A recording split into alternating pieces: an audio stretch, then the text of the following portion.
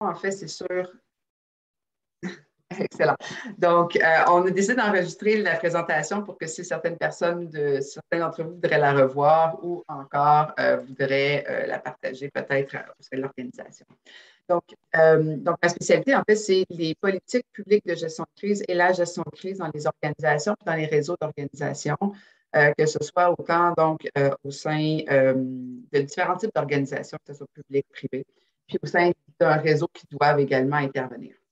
Donc, en fait, la présentation aujourd'hui, je conçois un peu de deux façons. Donc, au départ, je veux revenir sur la notion de crise. Pourquoi, en fait, c'est si déstabilisant une crise? Quels sont les facteurs qui amplifient les crises? Pour la suite, aller se concentrer sur deux aspects, donc la résilience intra-organisationnelle, donc à l'intérieur de vos organisations, puis la résilience interorganisationnelle ou à l'échelle d'un écosystème, d'un réseau d'organisations qui doivent collaborer ensemble pour répondre à des questions sociales. Et donc, je veux pouvoir discuter des deux enjeux.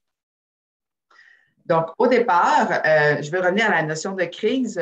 Une des définitions que j'aime beaucoup dans la littérature, c'est qu'une crise, en fait, ça conjugue l'urgence et la déstabilisation. L'idée étant que souvent, lorsqu'une crise va survenir, on va beaucoup l'associer au fait de l'urgence, de devoir prendre des décisions rapides, le fait d'avoir un sentiment d'être précipité dans nos décisions. Mais c'est beaucoup plus que ça, parce que si vous y pensez, il y a certaines choses dans vos vies ou dans vos organisations qui sont urgentes, mais pour lesquelles vous avez des plans, des processus, des mécanismes qui répondent à ces urgences-là et qui sont suffisants. Donc, en fait, une crise, c'est l'urgence, mais avec un fort sentiment de déstabilisation où souvent, il va y avoir une perte de repères ou vos mécanismes internes pour répondre à des événements qui sont juste plus suffisants pour soit répondre à la charge de travail ou au fait que c'est complètement nouveau comme situation. Je vais y revenir sur l'élément de déstabilisation, mais c'est vraiment la caractéristique fondamentale des crises. Une crise, c'est également une composition de deux éléments clés. D'abord, il y a un événement, ce qu'on appelle déclencheur, puis aussi qu'on appelle parfois un choc. Par exemple, la COVID-19, évidemment, ça a été un choc. Un conflit de travail à l'interne dans vos organisations, ça peut être un type de choc également qui crée une déstabilisation. Un événement réputationnel. Donc, par exemple, votre organisation se retrouve sur la place publique à la suite d'un article de journal pour une question réputationnelle aussi. C'est un choc qui amène une certaine déstabilisation. Mais le choc en lui-même, l'événement, n'amène une crise qu'en interaction avec les vulnérabilités, soit les vulnérabilités de l'organisation, soit également les vulnérabilités de l'ensemble du système. Donc, par exemple, puis pour bien comprendre la métaphore ici entre l'événement puis le choc puis l'interrelation, pensez au fait qu'un même événement, donc par exemple la COVID, n'a pas amené la même ampleur de conséquences dans les différentes organisations de la société. Certaines organisations avaient moins de vulnérabilité, s'en ont mieux remis. Certains chocs également, par exemple naturels, comme un tremblement de terre, n'ont pas la même répercussion dans les mêmes sociétés en fonction de certaines vulnérabilités dans certaines sociétés comparativement à d'autres.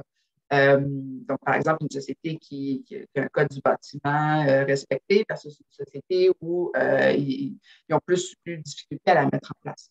Donc, c'est ça ici l'idée de vulnérabilité. C'est l'idée que le choc va être perturbant, mais il s'amplifie en fonction des vulnérabilités en place. Donc, il y a plusieurs types de vulnérabilités. Ça peut être des vulnérabilités internes à l'organisation, comme par exemple un manque ou un épuisement des ressources. Puis, je dis que c'est interne au sein de l'organisation, mais souvent, ça a également des ramifications interorganisationnelles. Tu sais. Si, par exemple, il y a un certain épuisement parce qu'il manque de ressources, il manque de personnel, parce que vous n'avez pas le financement requis de la part des institutions, bien, c'est sûr qu'ici, il y a un cercle vicieux. Donc, ce n'est pas juste interorganisationnel dans le sens où c'est de la faute de l'organisation, c'est souvent en interrelation avec d'autres facteurs.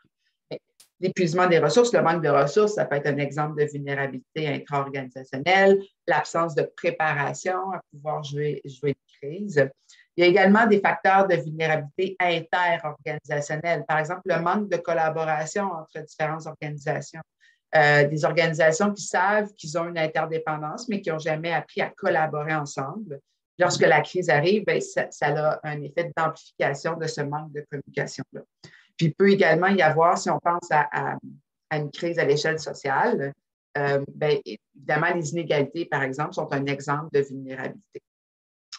Et donc, ce qui crée la crise, c'est la conjugaison du choc et des vulnérabilités. Des vulnérabilités qui sont préexistantes et qui souvent qui sont révélées encore plus au grand jour lorsque la crise arrive. Pourquoi les crises sont si difficiles à gérer? Comme je vous le disais au départ, c'est qu'il y a une perte de repères, il y a une déstabilisation des repères dans l'organisation, puis souvent qu'il faut rebâtir dans l'urgence. La façon de la rebâtir, c'est à la fois à travers de l'action et de la réflexion. On va y revenir un peu plus tard sur cet aspect-là.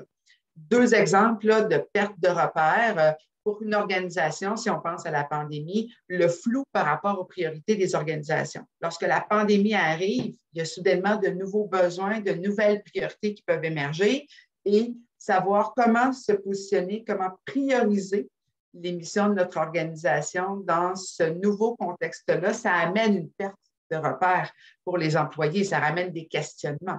Donc, à ce moment-là, c'est pas que c'est négatif, mais c'est que c'est quand même complexe à gérer, puis ça amène une déstabilisation au sein de l'organisation.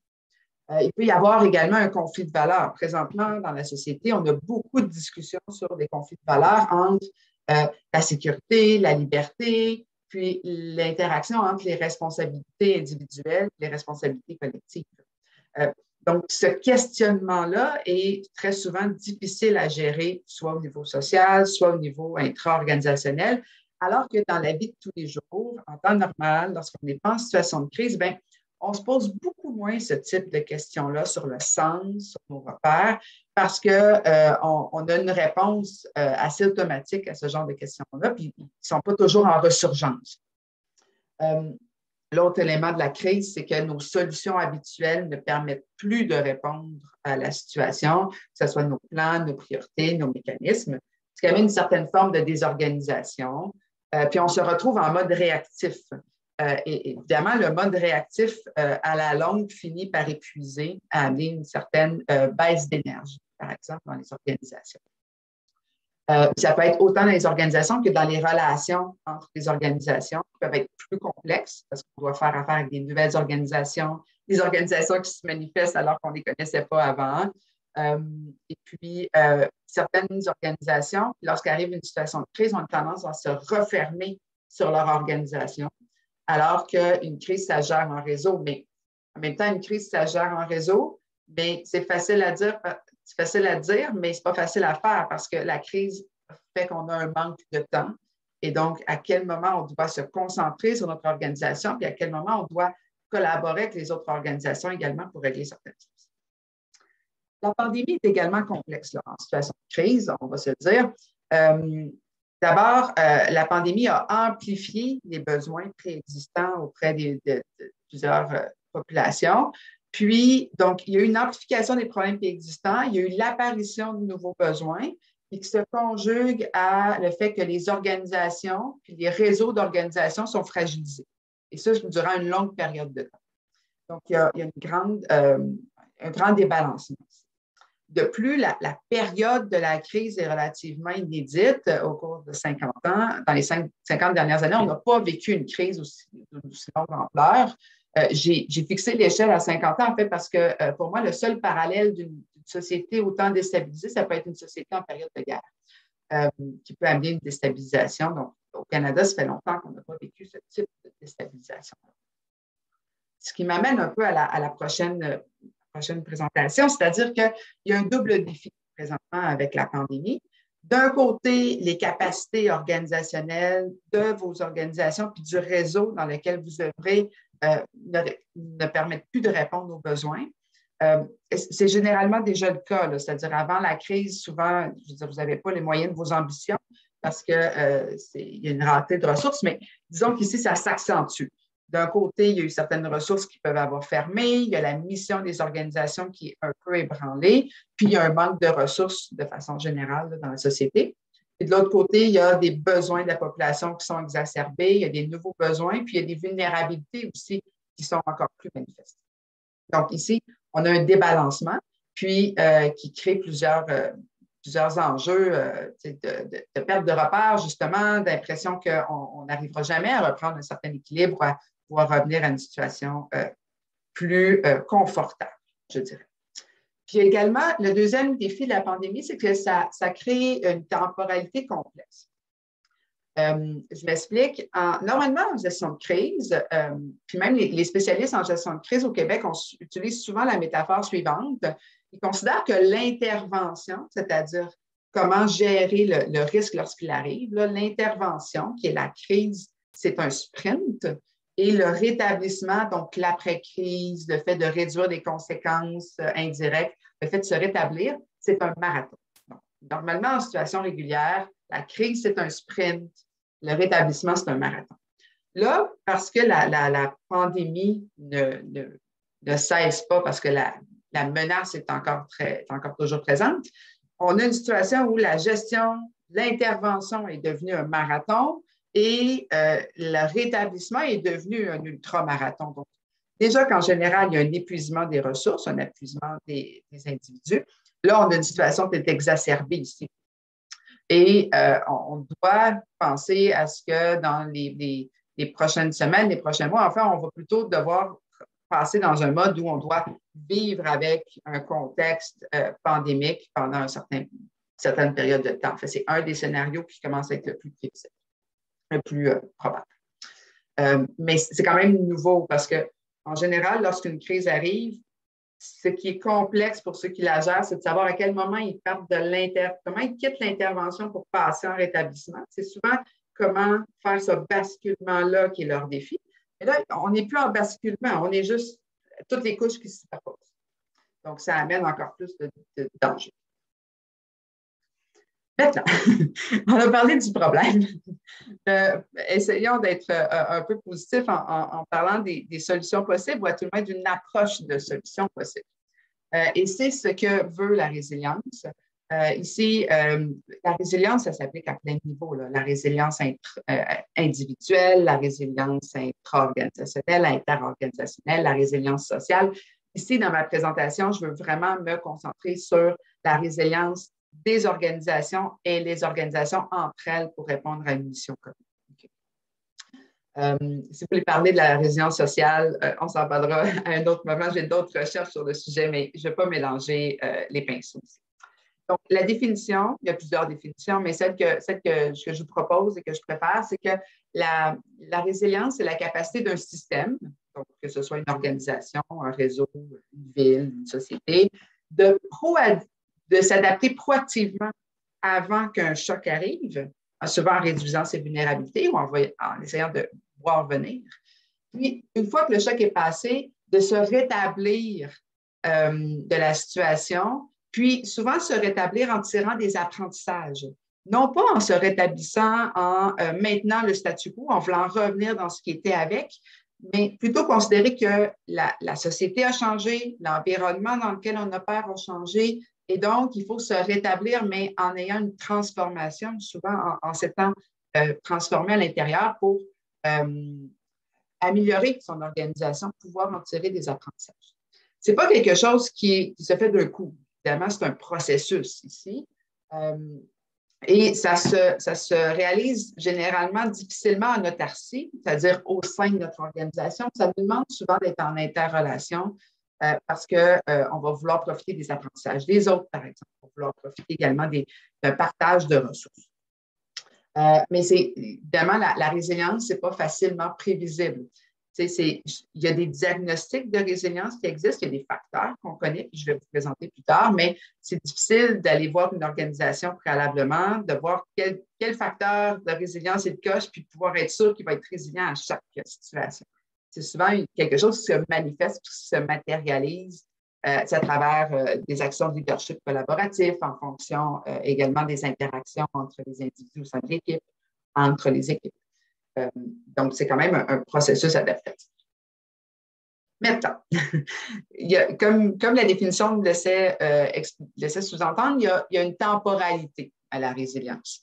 Il y a des facteurs de résilience qui se construisent et qui se manifestent avant une crise, ceux qui se manifestent pendant la crise, donc pendant l'intervention, et d'autres davantage en période de rétablissement, donc après la crise. Je veux juste vous les présenter sommairement, mais par la suite, dans les 2 autres diapositives, je vais me concentrer sur pendant la crise et après la crise. Donc, l'idée au départ, c'est qu'il y a certaines approches, je dirais, logiques organisationnelles qui permettent une plus grande résilience. Avant la crise, c'est d'avoir une approche proactive en matière d'adaptation. Donc, c'est par exemple de comprendre comment l'environnement est en train de se transformer pour qu'on puisse intégrer des nouvelles réalités au sein de notre organisation. Classiquement, par exemple, là, un des défis présentement en termes de résilience organisationnelle, c'est essayer de voir comment l'intelligence artificielle est en train de transformer certaines choses, puis est-ce que nous, comme organisation, on doit s'adapter, soit en intégrant certains outils, soit au contraire en contestant l'utilisation de certains outils dans la société aussi. Mais c'est une approche adaptative, c'est de voir comment il y a des transformations, des nouvelles tendances, puis comment on doit y réagir et avoir une réflexion au sujet. Pendant la crise, on parle plutôt d'ajustement qui, au départ, est très réactif, puis on veut essayer de passer de façon proactive. Donc, par exemple, en termes d'ajustement pendant la crise, puis là, je vais prendre un exemple en santé, là, mais c'est comment, au départ, on passe de je dois gérer un surplus de patients, donc de façon réactive, soit en créant des nouveaux espaces, par exemple, au sein des hôpitaux ou en mobilisant des services externes. Donc, comment je gère un surplus de besoins, un surplus de patients. Pour la suite, de façon proactive, pour commencer à penser mais comment je continue à donner des services pour mes autres patients au sein du système de santé. Évidemment, ça, c'est plus facile si on s'est déjà prévalu de plans sur comment faire cette adaptation-là. Mais même si on a fait un plan, il va falloir, que les gens puissent le mobiliser, s'en souvenir, pour pouvoir l'activer, puis pouvoir le concrétiser. Donc, ça va demander j'appelle ça de l'improvisation encadrée, là, en situation de crise, voyez-le comme ça, pour pouvoir passer d'un mode réactif à un mode un peu plus proactif où on commence à avoir une part d'influence sur l'événement qui se déroule. Puis par la suite, en termes d'approche, après une crise, on est plus dans se rétablir durablement. Donc, comment je peux transformer mon organisation pour réduire certaines vulnérabilités, pour pouvoir mieux agir puis être davantage prêt dans le futur, puis réduire aussi les vulnérabilités dans lesquelles mon organisation peut être en interaction, par exemple. Un rétablissement durable, ça peut être son rétablissement organisationnel, mais ça peut être le rétablissement à l'échelle d'une société, comment on veut agir, par exemple, sur les vulnérabilités et les inégalités dans la société pour un rétablissement collectif plus durable. Ça demande certaines attitudes en matière de culture organisationnelle. Donc, avant la crise, on parle d'une approche préventive, le fait de se questionner souvent, d'avoir une ouverture au questionnement de l'organisation puis de la part de nos membres. Parmi les facteurs de résilience, on parle souvent de la capacité d'autocritique, par exemple, des organisations, qui est un facteur important. Pendant la crise, je vais y revenir, mais c'est l'idée de comprendre c'est quoi le sens de la crise, comment elle impacte notre sens. Puis après la crise, c'est une culture d'apprentissage au sein de l'organisation. Puis en termes d'action, donc avant une crise, c'est comment se préparer, non pas en se dotant de plans juste pour pouvoir le faire, juste pour pouvoir dire donne, c'est fait, crocher sur une to-do list, mais se préparer en intégrant des mécanismes dans notre organisation de façon normale. Par la suite, pendant la crise, c'est comment maintenir puis reprendre ces activités. Puis par la suite, après la crise, c'est le renforcement du système. Donc, je vais plonger ici plus directement dans les enjeux de pendant la crise et après ça, après la crise. Donc, les facteurs de résilience pendant la crise.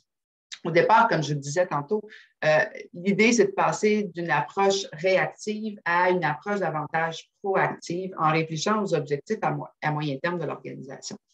Donc, il y a une importance au départ des attitudes au sein de l'organisation pour faire preuve d'une plus grande résilience pendant la crise. Puis, pendant la crise, pour moi, c'était plus pendant les premiers mois de déstabilisation de la pandémie.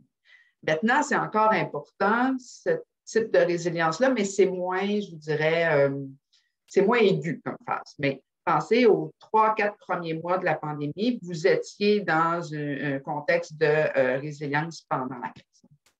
Donc, en matière d'attitude, ce qui aide pour pouvoir passer d'un mode réactif à un mode proactif, c'est j'ai appelé ça ici l'ouverture à la déstabilisation, mais j'avais la discussion tantôt lorsqu'on a fait les breakout rooms, puis c'est aussi beaucoup la tolérance à l'incertitude.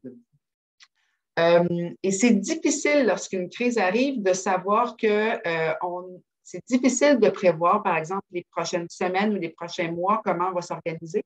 Et c'est une situation où autant les leaders dans l'organisation que les employés doivent comprendre que l'incertitude est normale et qu'on va avoir une certaine tolérance vis-à-vis de cette incertitude-là, que l'incertitude ne les bloque pas, par exemple.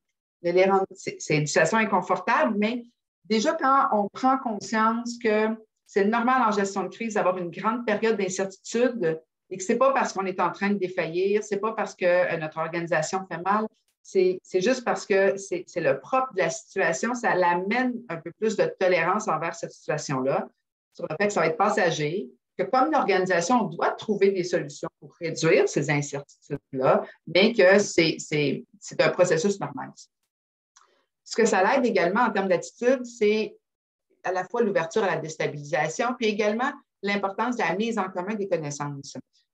Donc, l'idée ici d'avoir un leadership collaboratif avec une mise en commun des différentes connaissances lorsque la crise arrive, des différentes compétences des individus, des compétences des fois qui pouvaient ne pas être mobilisées là, dans le contexte de leur travail normal. C'est ceux qui ont adapté et pensé comment faire le travail virtuel, par exemple, ce n'est pas nécessairement ceux qui font du soutien technologique fréquemment au sein de l'organisation.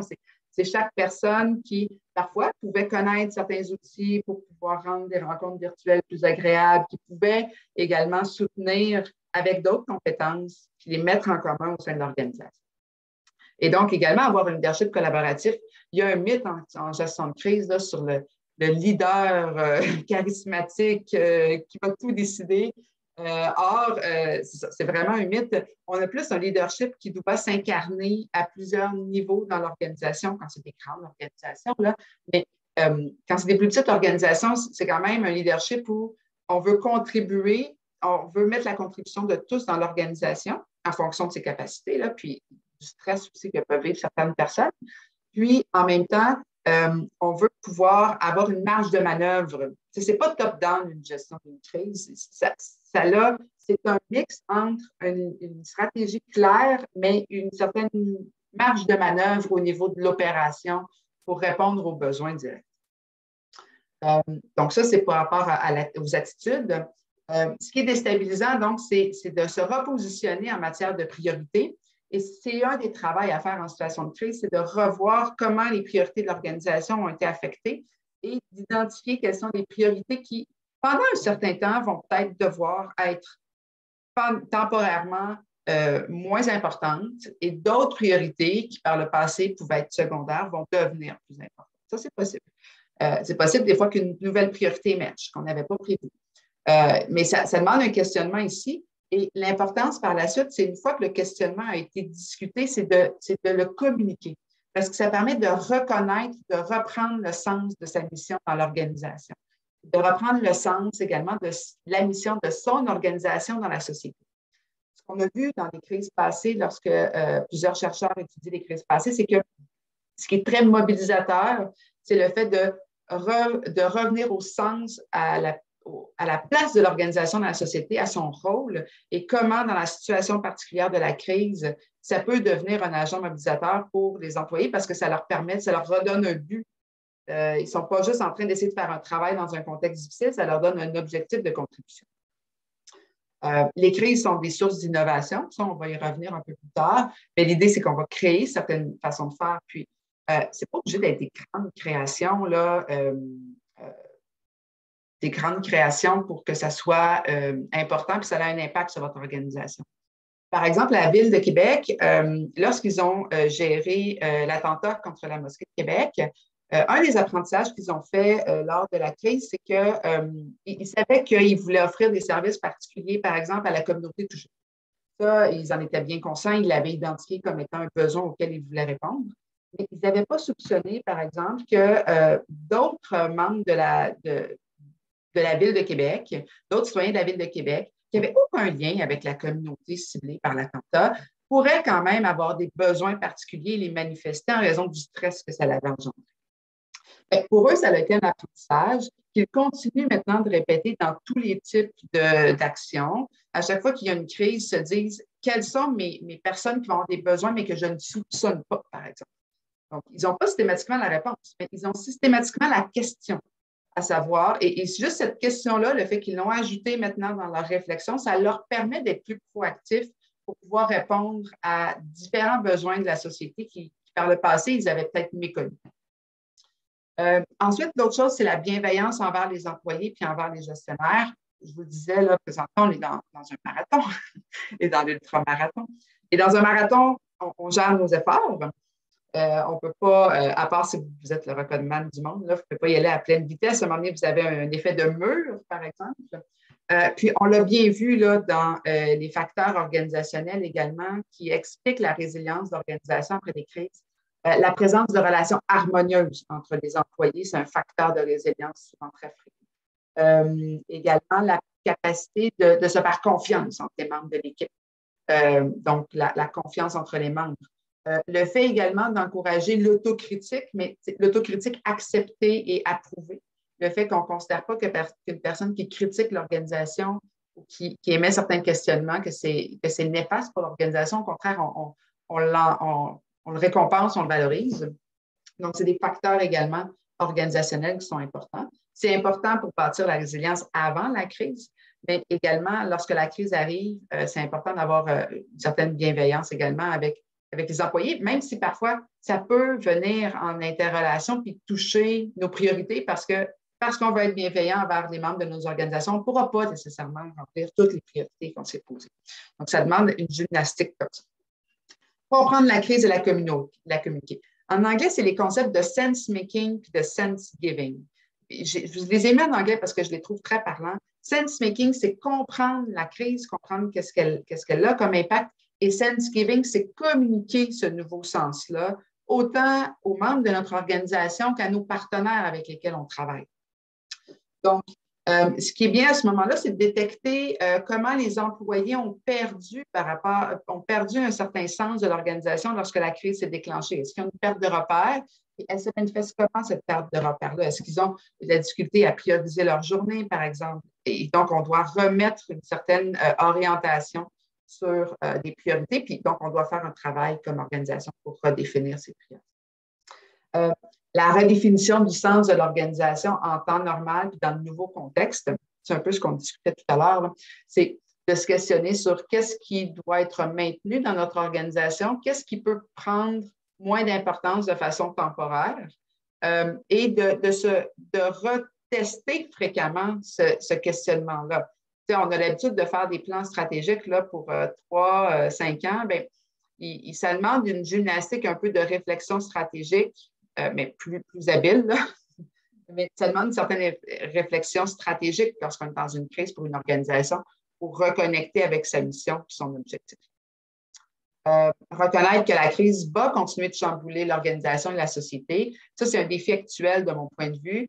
Plusieurs personnes ont hâte de revenir à une situation plus normale, mais en fait, la situation normale va prendre la nouvelle normalité, je devrais la prendre comme ça, va prendre beaucoup plus de temps et il faut une certaine acceptation et lâcher prise de mon point de vue. C'est un peu la reconnaissance tantôt envers les incertitudes. Les incertitudes vont continuer à se maintenir, moins amplifiées, moins importantes qu'au début de la crise, mais vont continuer à se maintenir. Je trouve que quand on le reconnaît, puis on s'y attend, c'est moins perturbant, c'est moins choquant. Ensuite, donc l'idée, c'est de communiquer la vocation de l'organisation dans ce nouveau contexte, de communiquer à l'intérieur de son organisation auprès de ses partenaires. Ensuite, maintenir et reprendre ses activités. Encore une fois, c'est soit temporairement se concentrer sur certaines choses, puis faire reconnaître ce que j'ai appelé les bris de service. C'est un mauvais pli de santé. C'est comme ça dans les organisations de santé, on appelle ça, mais l'idée de bris de service, c'est que peut-être que certaines choses, momentanément, vous n'allez pas les offrir comme organisation. Puis, les faire connaître, ça veut dire de prévenir, par exemple, les populations auprès auprès du moment où vous travaillez, puis d'expliquer, par exemple, pourquoi ce choix-là a été fait. Ça peut être également d'expliquer ces prix de service-là auprès de vos partenaires pour voir notamment si certains partenaires, eux, ont mis des priorités différentes et donc que vous pourriez diriger les membres, par exemple, soit vos membres, soit les personnes qui vous donnent des services, vers ces autres organisations-là qui vont pallier pendant un certain temps vos bris, le fait que vous avez priorisé certaines choses comparativement à d'autres. C'est pas facile de faire ça. L'idée, c'est pas facile, mais c'est mieux de prioriser certaines choses qu'essayer de tout faire en épuisant tout le monde. Puis après ça, de se questionner comment on va remettre en place nos services par la suite. Donc, la gestion en réseau, certaines problématiques, donc de pouvoir communiquer, gérer une crise en réseau avec des collaborateurs. Puis, ça peut être une occasion aussi de coaliser les efforts, d'identifier des interdépendances, d'identifier également de quelle façon les services d'une autre organisation impactent notre organisation et vice-versa. Ça, c'est les facteurs de résilience pendant la crise. Maintenant, après la crise, là, comme je vous dis, un des enjeux présentement, c'est à quel moment on passe de la crise à après-crise. Voyez-le comme un processus. Il n'y a pas une date, il y a certains secteurs qui sont déjà dans l'après-crise, alors que d'autres secteurs sont encore dans la crise. Le système de santé est encore dans la crise.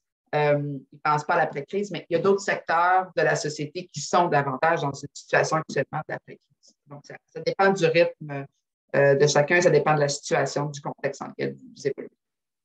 Donc, se rétablir durablement. L'objectif de se rétablir durablement, on a beaucoup mis de l'avant dans le secteur de la gestion de crise le concept de Build Back Better. Donc, l'idée étant de profiter du rétablissement post-crise pour soit réduire certaines vulnérabilités au sein de l'organisation, soit tirer certains apprentissages et donc de ressortir de la crise plus fort, en fait. Et il n'y a pas d'échéance là, à ce Build Back Better. L'idée, ce n'est pas de dire dans 6 mois, je dois être plus performant et meilleur que j'étais avant la crise. Ce n'est pas ça, c'est de le voir comme un objectif dans lequel on va tendre. Donc, Build Back Better ici, évidemment, reconstruire en mieux, mais en mieux, c'est quoi? C'est une question que vous pouvez vous poser dans vos organisations. Nous, on le définit comme étant les objectifs d'une meilleure équité puis d'une meilleure durabilité. Mais vous, dans votre organisation, se reconstruire en mieux, vous pouvez vous questionner sur ce que ça veut dire. Qu'est-ce que je veux justement atteindre de mieux dans une période de rétablissement? Puis définir donc un objectif comme ça de développement organisationnel. Puis l'idée aussi, c'est qu'une crise, souvent, va avoir laissé certaines cicatrices au sein des organisations, par exemple. Certaines personnes peuvent s'être senties délaissées, peuvent avoir moins bien vécu l'événement. Si vous avez décidé de prioriser certaines choses, bien, les personnes qui géraient, par exemple, des activités qui ont été délestées durant un certain temps peuvent se re-questionner encore plus sur leur rôle dans l'organisation, l'importance de leur mission. Donc, c'est par exemple, ça, c'est des enjeux lorsqu'on fait des retours d'expérience, lorsqu'on fait des débriefings, par exemple, sur lesquels il est intéressant d'offrir une solution, de voir quelles sont aussi certaines traces au niveau de certaines personnes de la crise, puis comment on peut, dans le processus de rétablissement, revenir puis améliorer ces choses-là. Par exemple, de réexpliquer aux gens que si le délestage a été temporaire, bien, de voir comment cette personne-là peut contribuer dans la redéfinition, par exemple, des priorités pour voir si ce dont elle s'occupait, elle ne peut pas le représenter soit différemment ou soit que ça va être un autre choix, mais qu'elle va participer à cette décision. Oui. Oui, juste en parlant, je t'attraper sur les apprentissages collectifs ou qu'est-ce qui en ressort. Juste par un souci, c'est super intéressant ce que tu amènes, mais le temps file entre les doigts et j'ai un souci aussi de réouvrir l'espace pour ouvrir cet espace d'échange, de questionnement et peut-être de réponse avec les gens présents. Parce qu'il y a beaucoup d'informations qui ont été partagées, puis je voyais des visages qui hochaient la tête, donc je voyais que ça faisait des liens avec les réalités, le milieu de travail des gens. Donc, j'ai comme peut-être nommer encore 1 ou 2 éléments, mais j'ouvrirais Oui, l'espace pour entendre les questionnements. Puis oui, oui, oui. Désolée, j'ai mais une non, il tendance n'y a à pas de m'emballer. souci. Mais l'idée, donc, l'idée d'apprentissage, je pense que ça, vous voyez bien la culture d'apprentissage. L'idée aussi, c'est d'avoir un processus d'apprentissage inclusif. Donc, vous pouvez le faire au sein de votre organisation, mais c'est intéressant de le faire avec d'autres organisations, puis avec également ceux à qui vous offrez des services, par exemple, les citoyens, vos membres, pour tirer les apprentissages. Puis, juste sur le renforcement des systèmes, l'idée, c'est la réduction des vulnérabilités. Puis, dans le PowerPoint, je ne vais pas vous les présenter, mais j'ai mis en annexe, si vous voulez, une liste de vulnérabilités classiques qui peuvent affecter les organisations, puis qu'on peut augmenter. Donc, la liste pourrait vous être parlante dans certains cas et moins, mais vous allez l'avoir dans le PDF qui va vous être transmis après. Et ça tombait bien. Après ça, j'arrive à la discussion. Donc, en fait, je serais très heureuse de partager puis de voir comment ça va résonner en effet chez vous. Puis même avec l'exercice qu'on a fait tantôt. Bien. Merci, Julie Maud. Pour la période de discussion-échange, je vais laisser la parole à Jen qui va nous faciliter ce moment-là. Donc, je vous ai